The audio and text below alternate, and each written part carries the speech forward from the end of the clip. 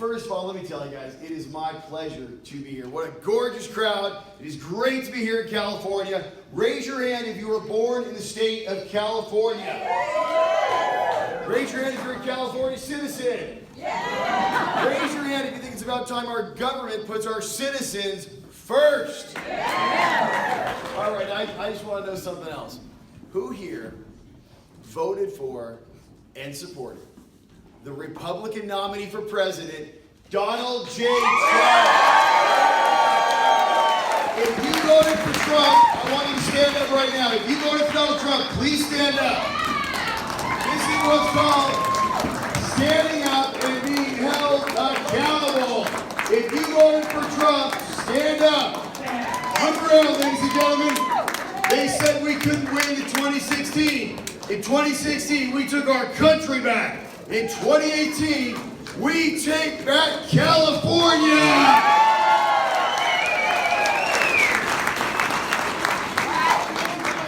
I am the only person in this entire race that is a rock-solid conservative that was born here and raised right in the state of California.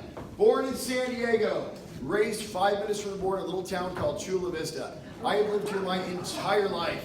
I've lived in Huntington Beach for the last 2 decades. I'm actually in the Guinness Book of World Records for riding on the biggest surfboard ever built with the most number of people. We had 66 people on one surfboard in Huntington Beach. It was a really big board. But let me tell you, when I tell you that I love this state, I love this state. I live in Surf City, USA. I can't go to Texas because there's no waves there unless there's a hurricane. I gotta stay right here. But here's the problem. As I've lived here, as I have started my business here, I'm a certified financial planner. Started managing money in 1996. I opened up my own company in 2001. I still work every single day. Even though I got elected to the California State Legislature since 2012, and am the most conservative guy in the California Legislature, I still work every single day at my company because I believe your elected officials should have to live and work in the real world just like the rest of us. I advocate for a part-time legislature just like Florida and Texas. Let's let them be in the Capitol for 3 months. The other 9 months of the year, let's send them back to the real world, work a real job, pay the same taxes, live on the same laws as the rest of us.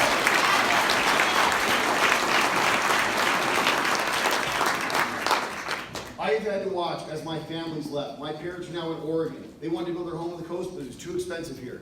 They now live in Oregon. My brother works for Raytheon. Those jobs used to be in Los Angeles. Now they're in Tucson, Arizona. So that's where he lives with his family.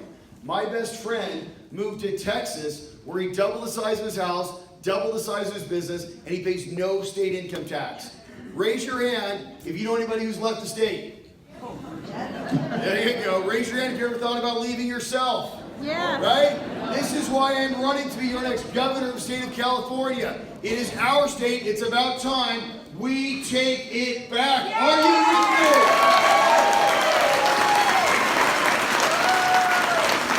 The time in my intro is short, so I'm going to do this here really fast. Number one, California Democrats have mismanaged the state 39 of the last 40 years. They have run the state legislature into the ground. 24 of the last 50 years, Jerry Brown and his father have run the state into the ground. Nation's highest poverty rate, nation's highest homeless rate, surging violent crime of 15.4% in the last 3 years alone. I have a very simple 5-point plan to take back California.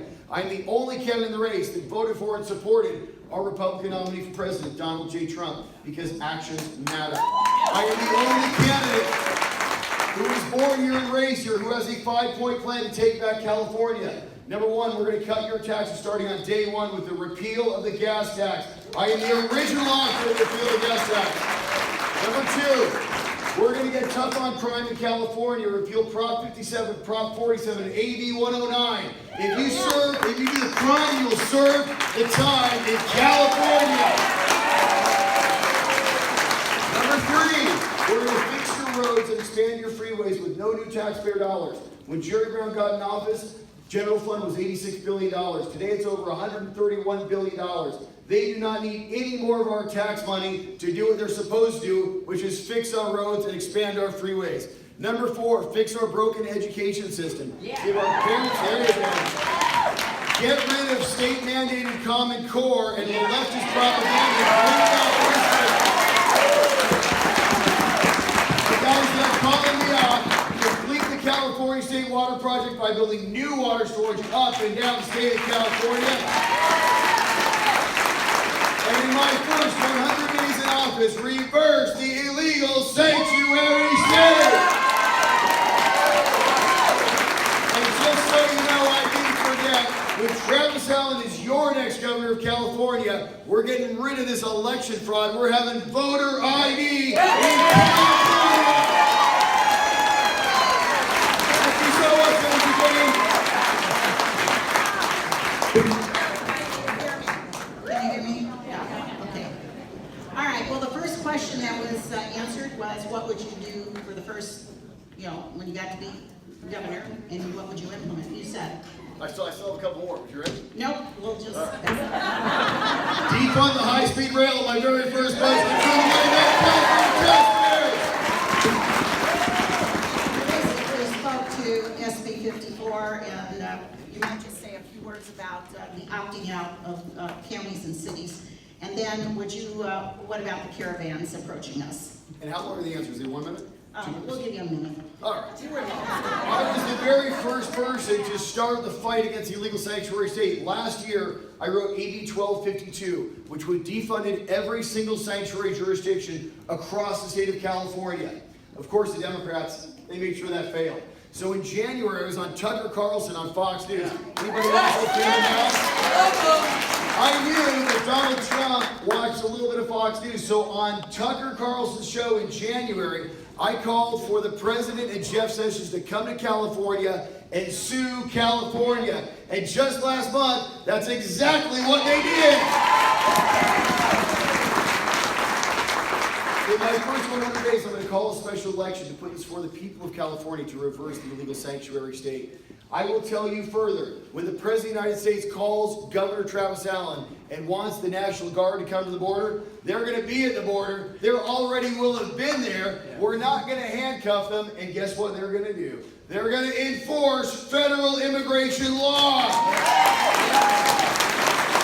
Last point, when you left your home, I guarantee you, raise your hand if you locked your front door. Raise your hand when you got out of your car if you locked your car. Right? Why wouldn't we secure our own borders? Right? We are a sovereign nation. It's our right to know who comes into our country. Anybody's welcome to come, but you're going to come through the front door the right way. Let's ask this of John, about President Trump and his immigration policies. Do you want to more or less tell us how you feel about that and how you would work with the Trump administration on things like the immigration policy? Well, border security shouldn't be controversial. The wall has to be built. That's all there is to it. And I know friends that are in Tucson. I live in San Diego. I can see the drugs and the guns and the criminals that are coming across. I mean, last year, Mexico had something like 26,000 murders. I mean, we don't want that being exported into our country. We have got to make sure that we work with the federal government. And that means we're going to end the illegal filing of lawsuits by the Attorney General. But think about what the Democrats are doing. They have run this state into the ground. I mean, they have created the highest cost of living. Our roads are horrible. Our education is spending the most in the country, but is one of the worst. Do they want anybody to focus on that? That's why they came up with sanctuary state. To take our minds off the horrible living arrangements. It is illegal. We're going to get rid of the sanctuary state, but we're also going to fix California and make this state affordable and livable once again.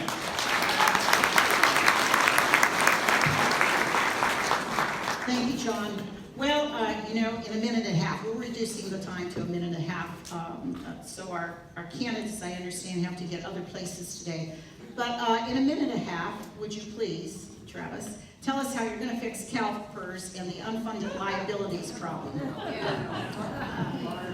So as the vice chair of the Public Employees Retirement System Committee, which is the one that looks at all of CalPERS nonsense, as a certified financial planner who owns a company managing money for people and actually helping people to set up and manage pensions for the last 20 years. And a little bit about this. These pensions are a ticking time bomb. Look, they are funded at 70 cents or less on the dollar. I proposed a bill last year that would have told every single California worker how much of their pension was actually funded. You see, they get a statement every year that says at age 60 you get X amount of dollars. I would have put a line right below that that said, here's what you're promised, but this is only funded at 70 cents on the dollar. California Highway Patrol is funded something like 50 some cents on the dollar. All of the union bosses voted no against this bill and they killed it because they're lying to our California government workers. The answer is very simple. Number one, there's not enough money there. We must keep the promises we have already made to California's government workers. They have worked for this, they have contracted this contract law. We owe that to them. Yep. However, they must be given the right in the future to also do a 401k if they want to. And they have the right to know exactly what is in their pensions and how little they're funded today. And the people of California have the right to know that. The Democrats want to kick this down the road. They just increased the assumed investment rate of return, which means they're trying to confuse the numbers even more. This problem only gets worse. It starts with transparency. It starts with accountability. It starts by giving our government workers choice is how they want to save for their retirement. But you better believe we have made them a promise, and we got to keep our promises.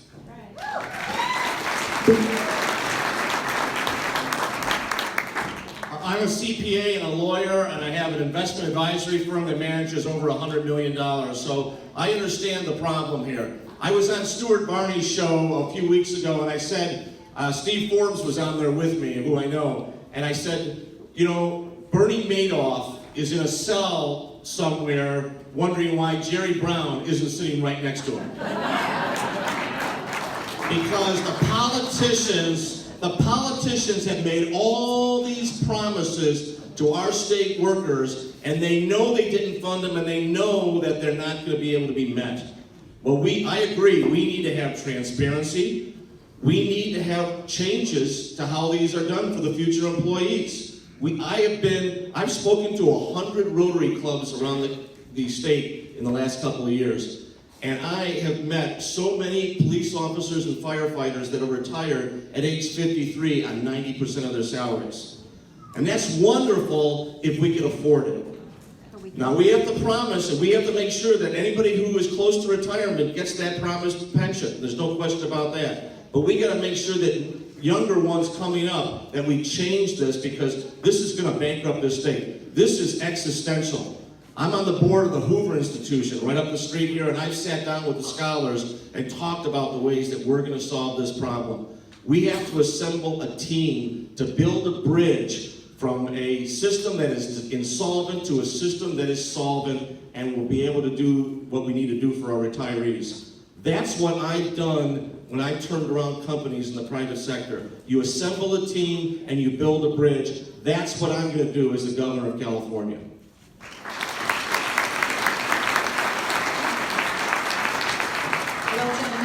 We just saw where the 940,000 signatures were submitted to repeal of the gas tax. But what are you going to do? I think Travis alluded to the high-speed rail, or the choo-choo train to nowhere. I'll use that.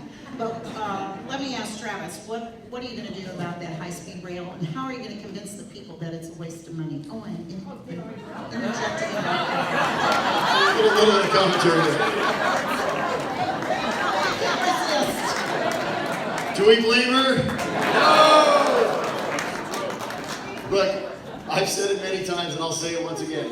On my very first budget, using the line item veto power as your next governor of the state of California, we will entirely defund the high-speed rail and return all the money to you, the taxpayers, right where it belongs.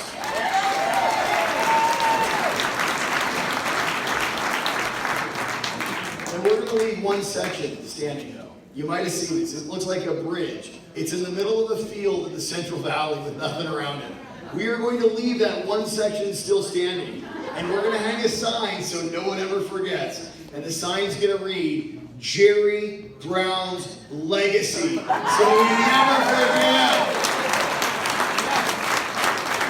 This is all this guy has ever done. Now, I'll tell you, I was in the middle of Central Valley just last night at a debate in Fresno. Wow. And I was talking to a city councilman from one of the areas in the Central Valley where there's the high-speed rail construction. He said, Travis, when you pull out, there's all this government money that's going to leave and all these jobs. They said, well, look, we're going to start building water storage in the state, and we're going to fix our roads and expand our freeways. He said, don't worry, there's going to be a lot of great jobs still there. He said, yeah, but what about all the roads that you've ripped up and the businesses that have been displaced? I said, well, look, the businesses have been displaced. They were compensated, I'm sure. If not, we'll make sure they're compensated. For the roads that were ripped up, we will fix those roads. We must make sure that the high-speed rail is ended. It started out with a $45 billion price tag. It's now in excess of $77 billion. But for all those communities that this was going to go through, that were put out because of it, we will leave them intact. We will leave no Californians behind due to Jerry Brown's failure. This is our state. These are our dollars. We're not building that high-speed rail. We're fixing our roads. We're putting airports in the middle of Central Valley so I can fly Southwest over there. And you better believe we're going to leave every single community intact. Thank you. John, take it away. Well, Andrea, I'll give you a slight correction. I did press conferences today. Today alone, I was in Bakersfield, Fresno, and Sacramento on all the TV stations, and we submitted 965 signatures to repeal the gas tax. And and I made the point that it's not just about the tax, which is horrendous enough as it is. It's a regressive tax. But it's about the corruption at Caltrans.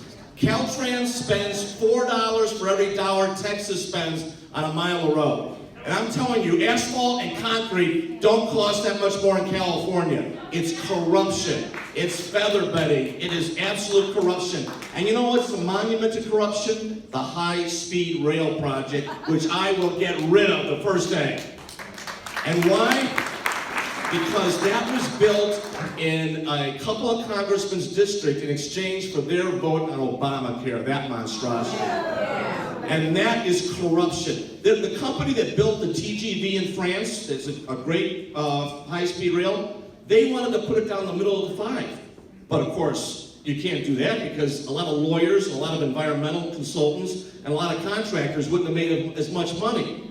And that's the point, ladies and gentlemen. The politicians are all about rhetoric. They're all telling you what they're going to do. I'm a businessman. I achieve results. And when I'm the governor of this state, we will build infrastructure, we will build roads, and we will do it efficiently without wasting your money and without going into your pocket for more taxes.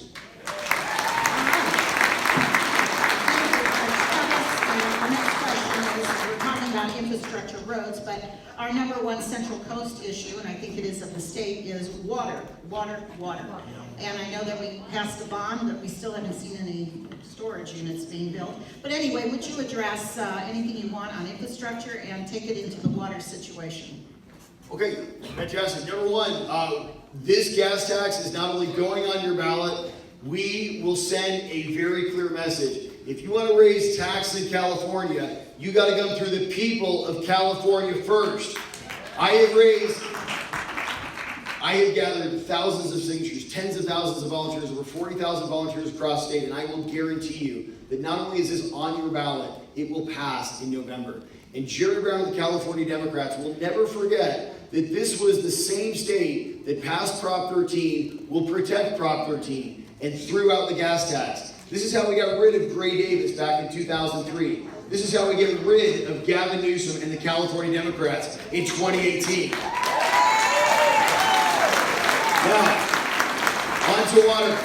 I have a 5-point plan. The 5th point of my plan is to complete the California State Water Project. We are not going to steal the water from the north. We are not going to drain the Delta. Those Delta tunnels will never get built. We're going to build new water storage up and down the state of California, above ground and below ground. Sites Reservoir, Temperance Flats, Raising Shasta Dam, Los Vaqueros, all of them are getting built. We're going to do desal in San Diego, desal in Huntington Beach, and when it rains, we're going to store your water.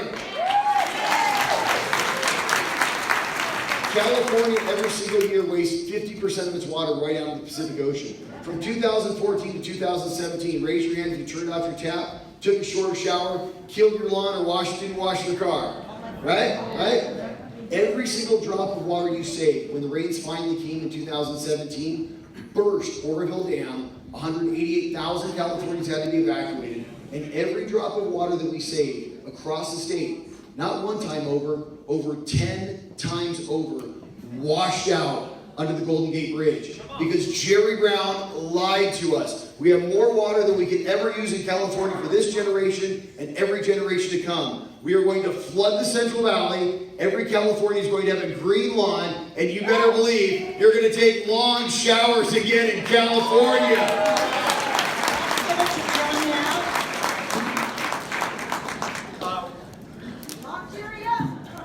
One thing I forgot to mention, that yesterday I was endorsed by the Howard Jarvis Taxpayers Association.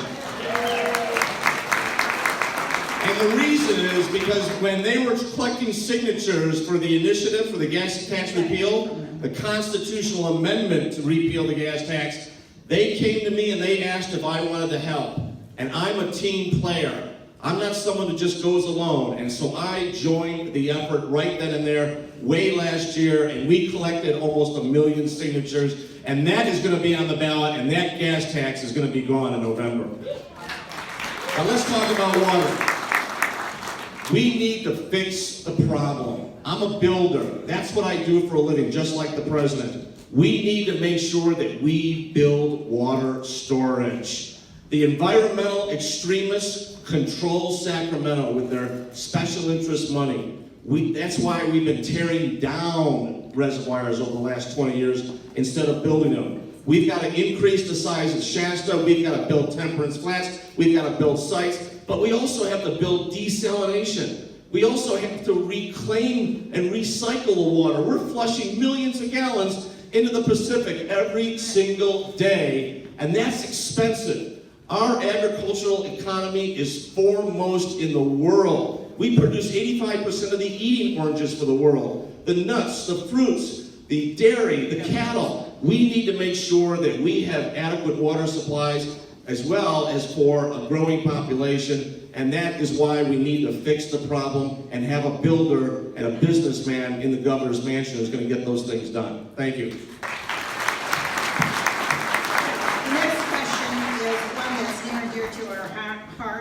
The U.S. Constitution and the Second Amendment. Would you please make your statement about guns and touch on the school violence issue in a minute and a half? Listen, there is only one candidate in this race as a Republican that has ever been elected to public office. I have won every single race that I have ever run. Every single race. When I tell you I'm a conservative with a 100% vote record and an A+ rating from Howard Jarvis Taxpayers Association, it is because I have never once voted to raise anyone's taxes in California, and I never will. It's a little interesting to see that this endorsement went out to someone who has no record of ever voting anywhere in any public office. And the only times that this person has ran, lost every single race, from President of the United States to U.S. Senate to U.S. Congress, even county clerk recorder in his former home state of Illinois. Nonetheless, here we stand today. And you ask yourself, who actually will stand for me in California? Who will fight for me in California? And the answer is simple. The answer is someone who has stood for you and fought for you every single year for the last 6 years. I get an A and an A+ from the NRA and the Firearms Policy Coalition. Because the Second Amendment is your right and it shall not be infringed. Ladies and gentlemen, this goes beyond just my vote record, which is rock solid. This goes just beyond my op-eds, which I've written many on the Second Amendment and your rights in California. This goes to legislation that I have myself written. Just this year I wrote legislation that would make California a shall-issue CCW state. Because you have the right to protect yourself no matter where you are, anywhere in your home, or walking down any street in California, day or night, young or old, man or woman. Secondly, we need to get rid of the handgun roster in California, and I wrote legislation for that too. And my last point is we got to get rid of Gavin Newsom's ammunition registry. It doesn't make anybody safer. It is another way for them to take away our rights to protect yourself. So when I tell you I stand for your Second Amendment, you better believe Travis Allen does. Thank you. I have to apologize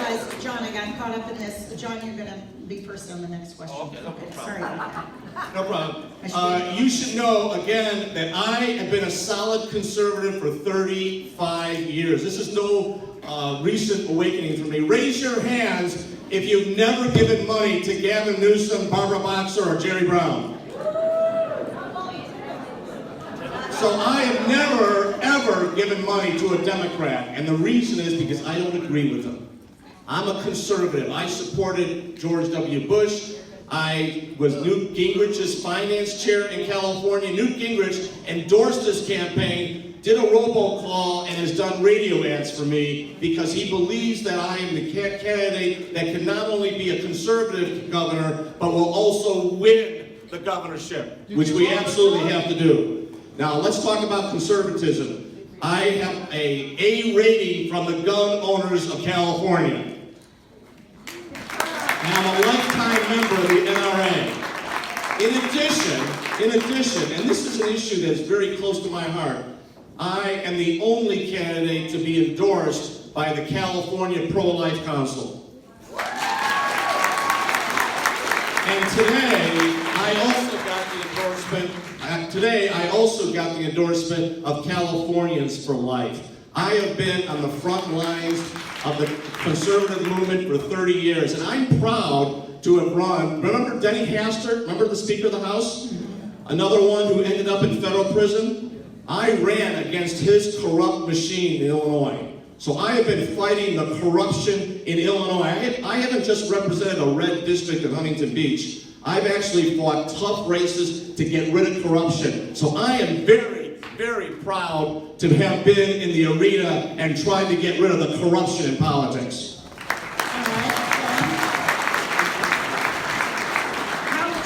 We have a healthcare crisis throughout the nation and also in California, and there's something called the single-payer healthcare issue. So would you address that, please? You know, I've been in the private sector for 40 years. I wake up every single day trying to beat my competition. Isn't that what you do in the business world as well? And why? Because I want to have quality and I want to have efficiency.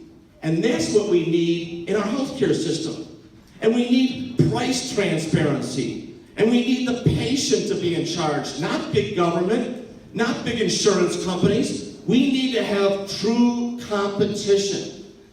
You know, at the debate on Sunday, Villaraigosa was talking about his support for single payer. And I looked at him and said, Milton Friedman often said, if you put the government in charge of the Sahara Desert, they'd run out of sand in 5 years. And that's what'll happen.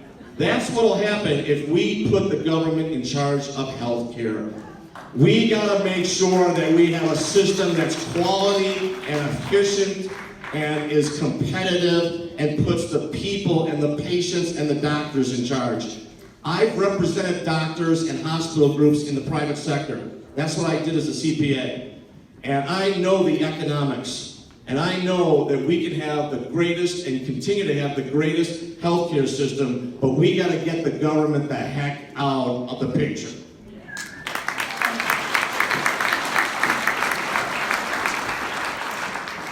So I just want to address something first.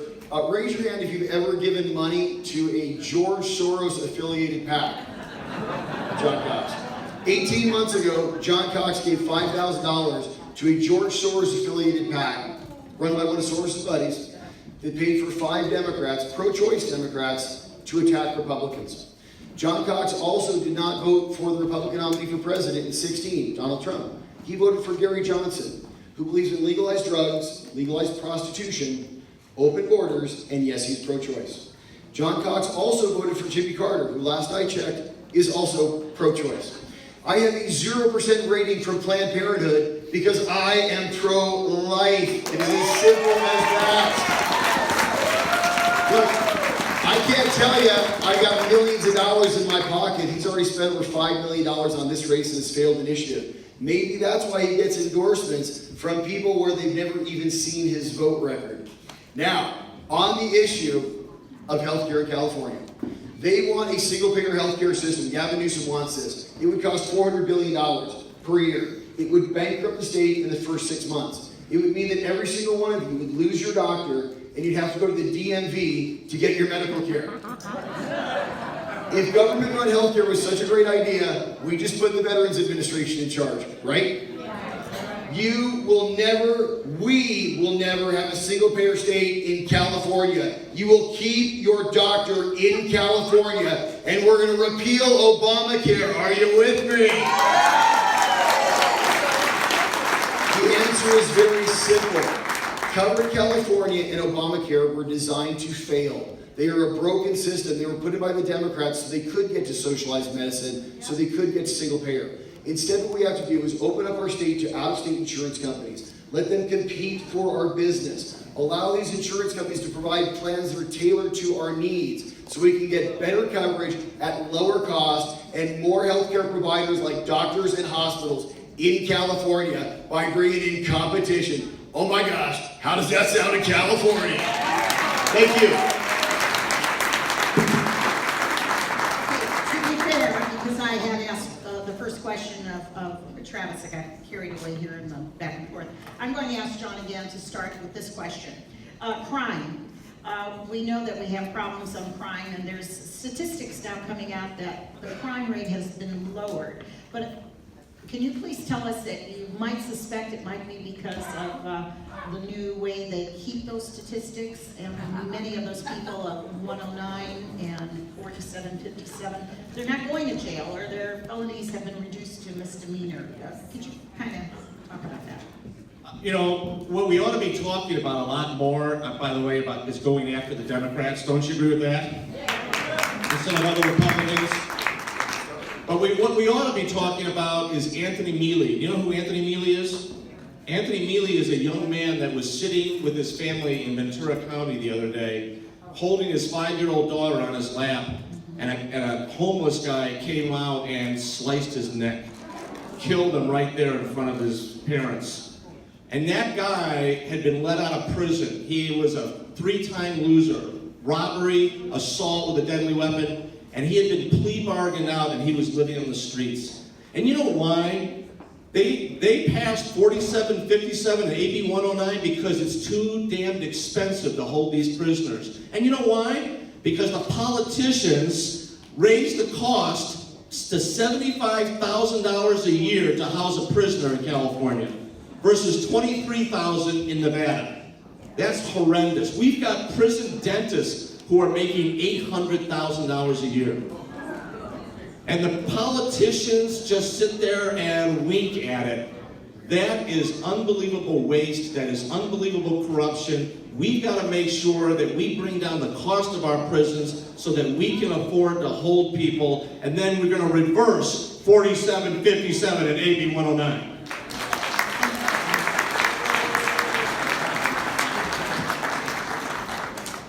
You know, guys, I gotta tell you, this is actually kind of entertaining for me. We're gonna be putting out a video. You'll see it soon. Who here is following me at Join Travis Allen on Facebook? Who here is going to follow me at Join Travis Allen on Facebook? 460,000 followers, reaching up to 4 million people every single week here in the state of California. Every single thing you just heard, I've already made a speech on. Because it's funny, because I'll say something, and 3 weeks later, I get to hear it right back out of John Cox's mouth. Don't worry, it's all documented. It's kind of funny, but when I tell you, we are going to reverse AB 109, Prop 57, and Prop 47 when I am your next governor. I mean it. We're going to get tough on crime in California. Are you with me?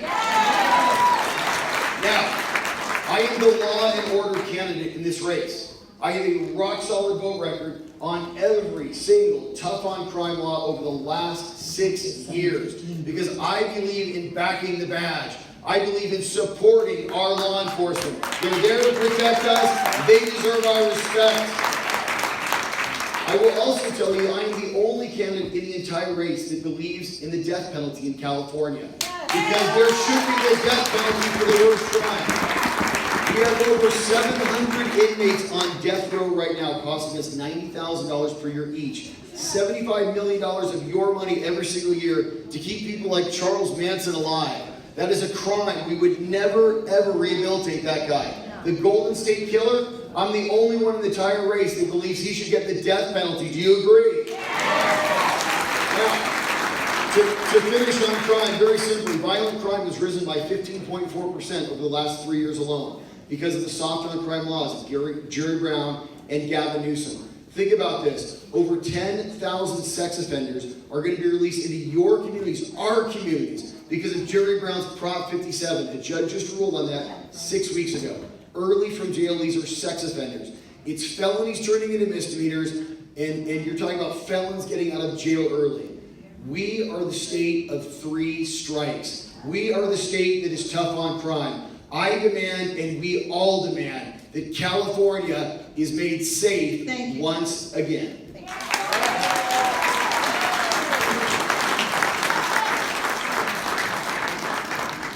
The budget has grown in Sacramento over the last several years. And there's many that think that there isn't a revenue problem, there's a spending problem and priorities. So I'm going to ask John to please address that. Well, not only has the budget grown significantly, but we are spending more and more money on education. And we're getting lousier results. And you know why? It's because the money is not ending up in the classroom. It's going to administrators. It's going to administrative staff. The number of forms that are being filled out is unbelievable. And that's not what a businessman would do. In 1987, I had a law firm in Chicago. I had 13 lawyers working with me and 1 secretary. Because I wanted to make sure that we delivered product and results to our clients. That's what we have to do in education. We have to get rid of the administrators. We have to get rid of the forms to be filled out. We have to cut this budget, but we have to do it by making sure that we have the money for education as well. I'm a CPA. I believe in zero-based budgeting. The first day I'm in office, I'm going to convene a commission of people to institute zero-based budgeting in our government. And I've been doing budgets and meeting budgets for 40 years. And that's results. That's not just a bunch of rhetoric. That's not a bunch of cheerleading. That's actual results that I've achieved in the private sector. I built a business from nothing. I started with nothing and I built a business that's worth over $200 million. I'm proud of that, but I did it by building a team of people around me who didn't waste money, and our government needs to make sure it does not waste money and it's run very efficiently. Thank you.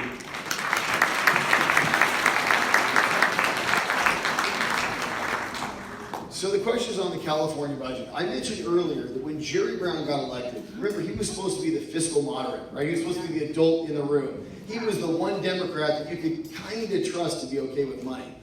In 2010, when he got elected, the general fund was $86 billion. Today, because of Prop 30 and the increase of all the taxes in California, it is now over $131 billion. That's an increase of $45 billion of your money, over 50% in just 8 years. Where did this money go? It didn't go into our roads. It didn't go into our dams and our water infrastructure. We already know these are bursting. Where did all the money go? Think about this. The average public sector worker in California makes more than 50% more than the average private sector worker in California. They are taking our money and they are simply wasting it. Caltrans has a budget of over $13 billion with 3,500 extra employees costing us $500 million every year. They do the same job as someone else right down the hall. We have over 500 state agencies in California, and all they do is produce limitless regulations that make life difficult for our businesses. When I'm your governor of California, job number 1 is cutting taxes in California. We start with the repeal of the gas tax, then we cut the income tax, we cut sales tax, we cut corporate tax. When I am your governor of state of California, we hang a bright neon sign over the California State Capitol. That sign reads, "Open for business." Do you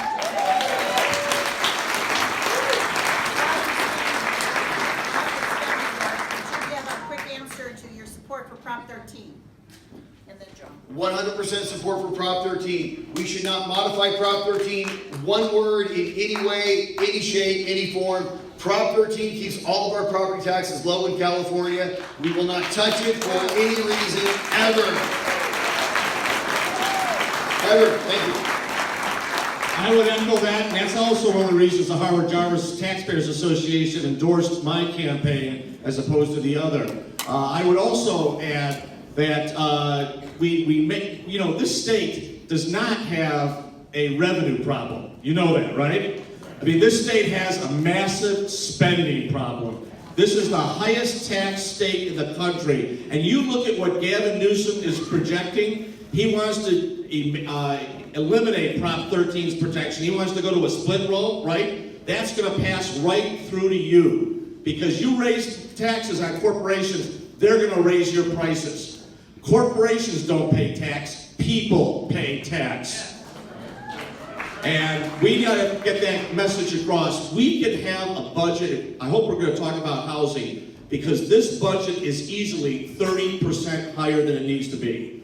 Waste and corruption is probably 10 or 15%. And if we do something about housing, I have a plan, I'm a builder. I have a plan to build 3 million homes and streamline CEQA and reduce regulations so that we get lower cost housing for people so that we don't have the outrageous salaries that we have in state government as well as in our businesses.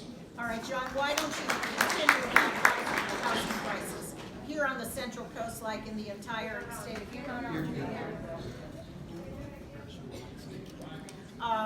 I'll get this After the 28th question. Tell us about the crisis here on the Central Coast. It's impossible to find housing, so please take it from there. I'm in the housing business. I've been building for 35 years. And I can build apartments in Indiana for $80,000 a unit. Gorgeous apartments, absolutely beautiful, pristine. But does that sound like anything in California? In the Bay Area, it's $700,000. In San Diego, it's $500,000. And why? 40% of the cost is regulation and taxes and delay and the cost of carry, interest and taxes. I want to see single family homes built, of course, but we also need to build more apartments. We need to bring down the cost of living. How many of you have had your kids say they can't afford to live here and they're moving out of state? You don't want to be away from your grandchildren. We've got to have a real plan to build more homes, but also bring down the regulatory costs and bring down the cost of building. I've been in the building business for 35 years. I have beautiful units all across the Midwest. We need to make sure that we build a lot more units in California and we bring down the cost of housing. Thank you, John. Same question. You're going to hear me talking a lot about record tonight. Not only do I have a record of action, not only do I have a record of voting, of public pronouncements, of meeting interviews, and of op-eds, but I have a record of action. And you see, John Cox has a record as well. You can find his record of action. Remember he just told you could build homes or apartments, dwellings for $80,000? The reason is because he's been building substandard housing using government Section 8 money. And then using that government money to raise rent on poor people in Illinois. You can learn about his properties, which he calls pristine. But if you look up the reviews of his properties, they talk about rodents, holes in the walls, and cockroaches. Believe this, it's all there. It's a website, it's called governmentfinanceslumlord.com. And these are his properties with real reviews from all of his people. He actually took this information down off his website because he doesn't want the people of California to know about it. But all of that has been archived. So look it up yourself. I believe in action. What we need in California is real homes for real Californians. Cut taxes. Reform CEQA. Allow locals to build the sorts of homes that they want to build. Yes, if you want to build dense urban dwellings, that's fine. But you know what? What Californians really want is they want a front yard. They want a backyard. They want a single family home with some space around it. And last I checked, we've got plenty of room left in California.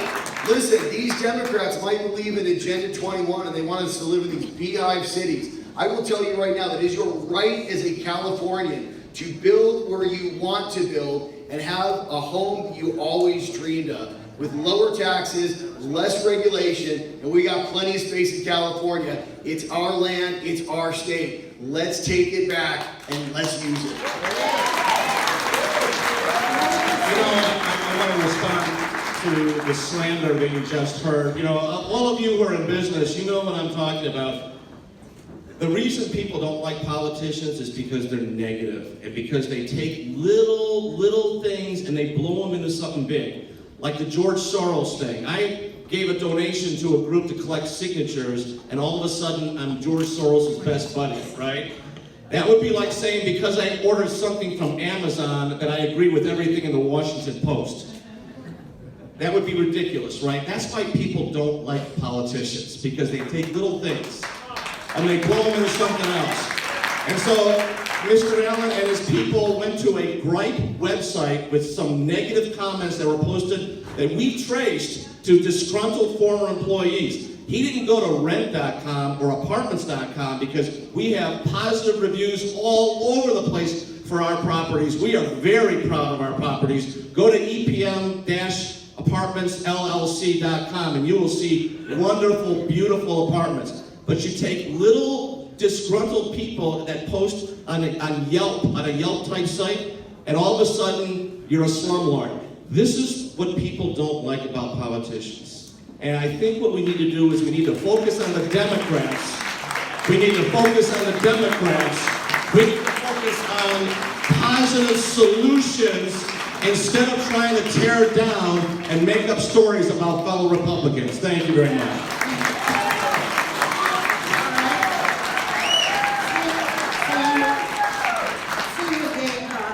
Opportunity to rebut, then I want to give time to rebut anything else you want to rebut. I'm never going to get on to marijuana.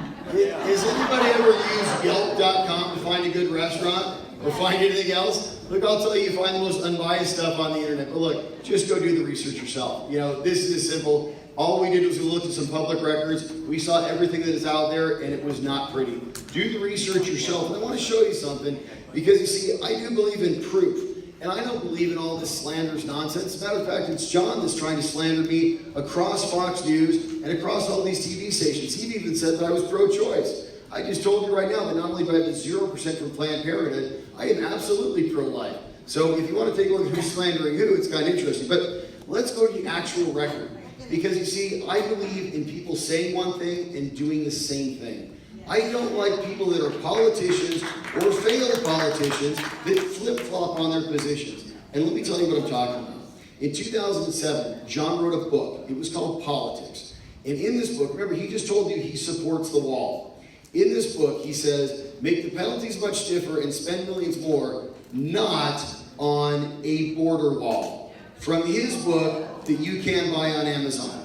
Earlier this year, he was talking on Univision to a Hispanic audience, and he said he was not in favor of the wall. And then to Republican audiences, he said, and by the way, this is also on his website, reprinted on his own website. Then to Republican audiences, he says he's for the wall. So listen, ladies and gentlemen, people will try to tell you a lot of different things. Go to their record, go to their vote record, go to everything they've ever said that is publicly available, and that is where you find the truth. Because just like the good book says, you know a tree by its fruits, and you know man by its actions.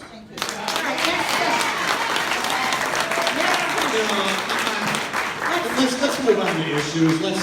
Anybody that wants to know these facts, send me an email at john@johncoxforgovernor.com, and I'll be happy to give you the truth of the matter, please. Thank you, John. All right, let's talk about pot in California.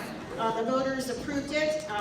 There is difficulties because the federal government does not recognize marijuana, or they recognize it as a drug. So how do we see the conflict between the state and the federal government, and even our local areas? People are looking, I should say, the elected officials are looking to marijuana being the cash cow to solve their difficulties. So please address that. Yeah, let's head. So, listen, I'm against recreational marijuana. I think it's a terrible idea. I think it's not a terrible idea for California. Simple as that. If the voters of California want medical marijuana for people that are suffering from cancer and it helps their nausea, or it helps with their glaucoma, you know, so be it. But this whole concept of recreational marijuana, I think is going to turn out very, very badly for California. We only have to look right over at Colorado, who legalized recreational marijuana just a couple years ago. They promised all the same things they promised in California. Crime will go down. We're going to get rid of the black market. You know, usage is going to go down because we're going to use the tax money to educate kids about the danger of using illicit substances, right? Think about this. Let me tell you what happened in Colorado. Crime went up, according to the National Police Union. The black market has exploded because guess what? These people selling pot don't want to pay taxes. Shocker right there, right? And lastly, but most importantly, the teen usage of marijuana in Colorado is now the second highest in the nation. I'll tell you right now, all of this legalized drug use, recreational legalized drug use, I think turns out very badly in California. I'm against recreational marijuana use. I think that it probably turns out very badly for us and for our families and for our children. But realize this is just the camel's nose underneath the tent. What they really want is what Gavin Newsom just passed in Prop 47, where he made any drug use in California, any personal drug use, a misdemeanor, which is why you have 22,000 intravenous drug users on the streets of San Francisco and legalized heroin injection centers. Not one, but two starting in July. California does not need legalized recreational drugs. I don't want a heroin injection center in my community, and I don't think you do either.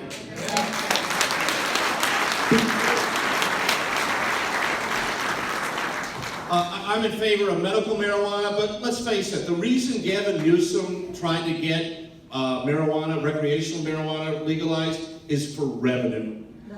And they're starved for revenue because they promised these ridiculous, really high pensions, and they haven't put the money away for them. And that's the real problem there. And of course, also, it's helped them gather money from the special interests. I tell you what, people, we talk about all the things that we want to get. We talk about all the great things. But you know that Sacramento is bought and paid for, don't you? We have the best legislature money can buy. And I got to tell you, a part-time legislature isn't going to be the answer because they'll have more time to raise money. That's the problem. The unions, the trial lawyers, the environmental extremists, they have so much money, they swamp us. We have got to do something about the special interest money. I'm talking about doing a reform that would bring the power of our government back to the people where it belongs.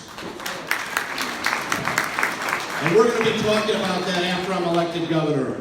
But we're going to first elect a businessman as governor who's going to be able to deal with the problems of this state. And I got to tell you, the drug abuse problem is a horrific one. The homeless situation on our streets, I mean, part of it's the housing crisis, part of it's letting convicts out of jail because it costs too much, but a major part of it is the drug abuse. And we do people no favors by allowing it to continue. If your own children were strung out on heroin, would you give them a clean needle?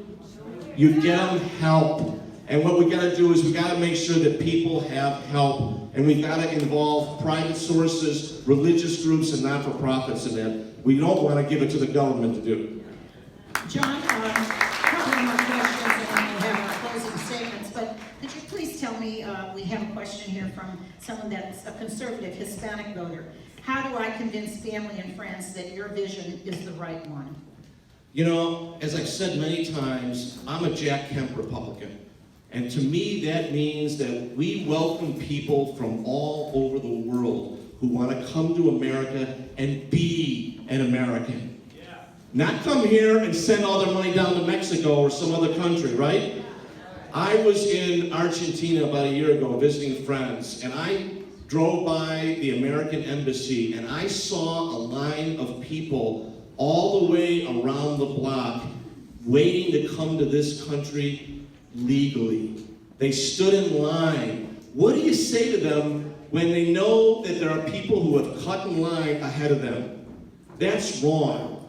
I think that it is great that this country is a beacon of hope and opportunity for the whole world. And we need to have people coming here who help us. Our Asian American community, our Latino American, Eastern Europeans, they have contributed mightily to this country. but it has to be legal, and it has to be people who want to become Americans, learn the language, and participate in America. Thank you.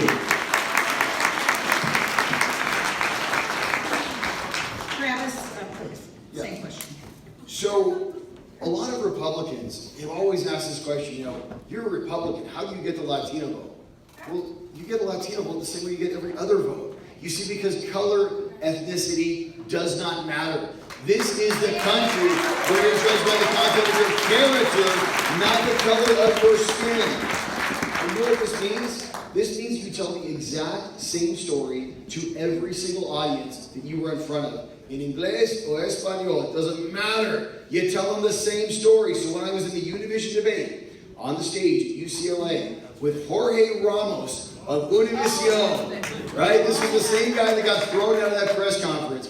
And he asked me, for this Latino audience at home and in the audience, Travis, as the next governor of the state of California, will you stand with Trump or with California? I said, you know what, brother? I'm going to stand for them both. And then when he tried to interrupt me, because he did, because he's Jorge Ramos, I said, no, Jorge, this is not a press conference, so I'm going to go ahead and finish my answer. Loved it. You see, because, on that very stage, I told him that we're going to secure our borders. We're going to enforce our federal immigration law. We were going to reverse the illegal sanctuary state. Because every single person, whether you're Latino, Asian, whatever, it doesn't matter what ethnicity you are, you came to this country, you are in this country, you are a U.S. citizen because we have the U.S. Constitution. Because this is a nation of laws. This is what makes us the greatest state in the country. So when anybody asks you, how do you get any ethnicity's vote? The same way you get everybody else's vote. You tell them the truth. You tell them the same story. You tell them you have a 5-point plan to take back California. All right, cut Trevor. taxes, get tough on crime, fix the roads, fix your education, and fix your water system. Thank you.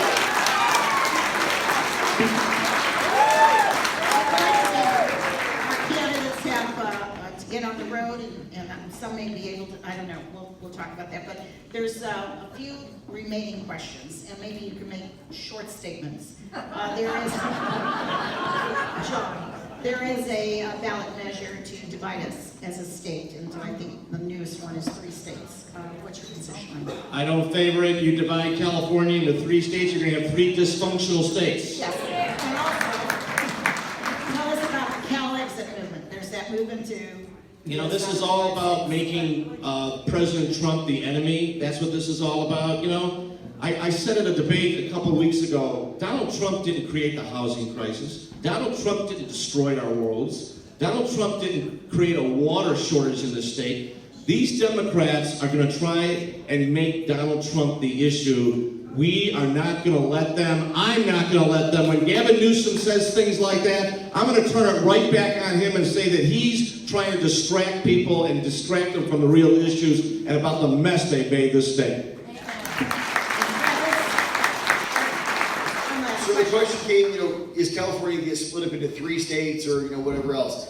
The answer is the reason all of this comes about is because we're sick and tired of losing in California. We are sick and tired of not being represented. This state is not run out of Sacramento. Does anybody know where the state is run out of? The Bay Area of San Francisco, right? Think about this. Willie Brown, Jerry Brown, Nancy Pelosi, Boxer, Feinstein, Kamala Harris, Gavin Newsom, every single one of them from the liberal Bay Area of San Francisco. The people in the north have no representation. The people in all of the rural areas, even here in Central California, you have no representation because you're so spread out. As your next governor, the Assembly stays represented by population, but the California Senate goes back to how it used to be. 2 senators for every single county. So we finally are represented in the state of California.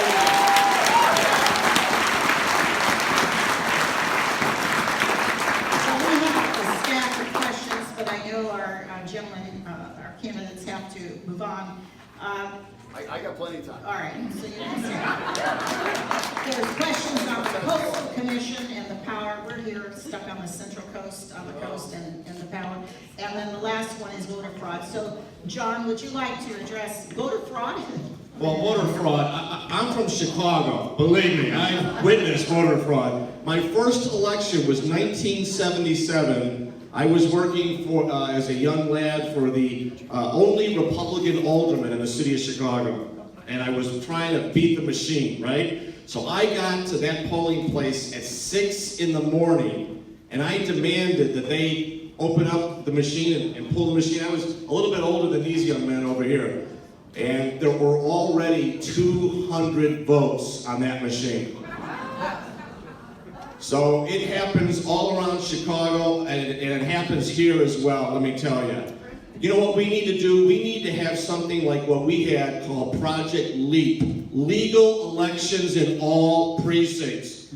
We need to have people in every single precinct watching the vote, making sure that people vote properly, and that people are eligible to vote. You know, voter ID only goes so far because we now have given undocumented immigrants driver's licenses.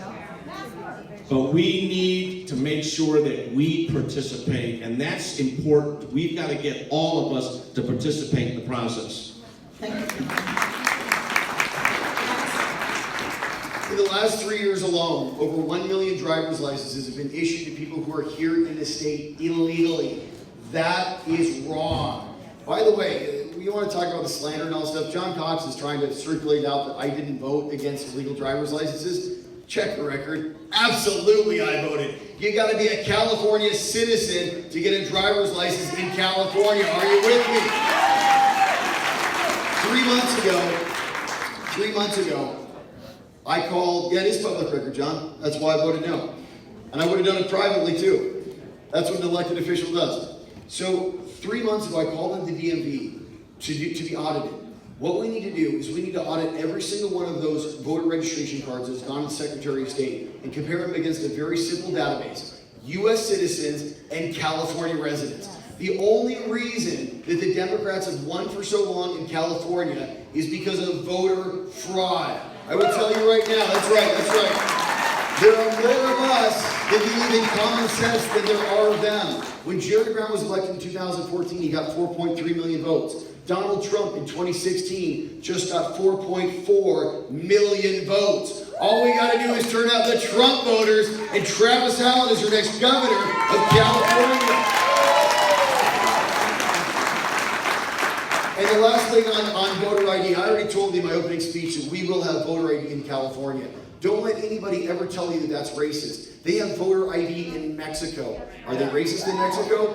You gotta pay money for it. It takes your thumbprint, your picture, they put a hologram and a magnetic stripe. You cannot vote unless you have that. If they can do it in Mexico, you better believe we're gonna do it in California. It's 7:25, and I'd like Travis, if you could please make some closing statement for 5 minutes. Oh my gosh. Hey, Hooters ready to take back California! Let me tell you something, ladies and gentlemen. I was born here, I was raised here. I love this state. I'm even in the Guinness Book of World Records here. I can't go to another state because there's no waves and there's no place like California.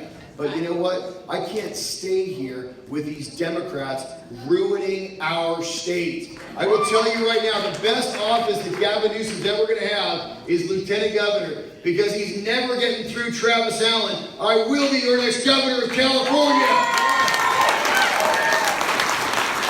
There is only one candidate in this entire race that voted for and supported the Republican nominee for president. There is only one candidate in this race that has a vote record of being a rock-solid conservative that you can easily look up every single day for the last 6 years in the California State Legislature. I have been registered Republican my entire life. I have always voted Republican my entire life. Some mention was made of some tickets that I purchased as a businessman in 2010 and 2011 when clients of mine asked me to attend some events, and I did. Just like our president did. I will tell you, what I saw in those meetings resolved me, galvanized me to fight back against the California Democrats. I'm going to tell you right now, I'm the California Democrats' worst nightmare. When I become your next governor, we're taking back the state. I'm the only candidate in the race that actually has a plan for the state of California. The only candidate. Number one, we're going to cut your taxes, starting with your fuel and gas tax. Then we're going to go after the highest in the nation income tax, the highest in the nation sales tax, and one of the highest in the nation corporate taxes. We are going to get rid of the excessive regulations, and I'm going to restaff all of those California state agencies. I'm going to send all of those unelected bureaucrats back to San Francisco, and they're going to work in the private sector. On day one, we're going to fire Mary Nichols, we're going to defund Carr, and you better believe we're going to fire Janet Napolitano. When I am your governor of California, we are going to prosecute Javier Becerra for obstructing justice. And I got news for Libby Schaaf, the Democrat mayor of Oakland, who allowed over 800 criminals who are here illegally to roam free. That's 800 counts of aiding and abetting felons. She's going to be prosecuted. You need a real California, a real governor. Why does it matter who your governor nominee actually votes for? I'll tell you why it matters. Because it's about time we won in California.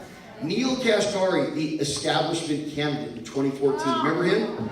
Voted for Barack Hussein Obama. Meg Whitman thought she could buy the California nomination. She just voted for crooked Hillary Clinton. I will tell you right now, we do not need another Arnold Schwarzenegger who says he's a conservative and after he gets beaten turns into a Democrat. California needs a California that was born here and raised here with a rock-solid conservative vote record. California, ladies and gentlemen, needs another Ronald Reagan. Are you with me?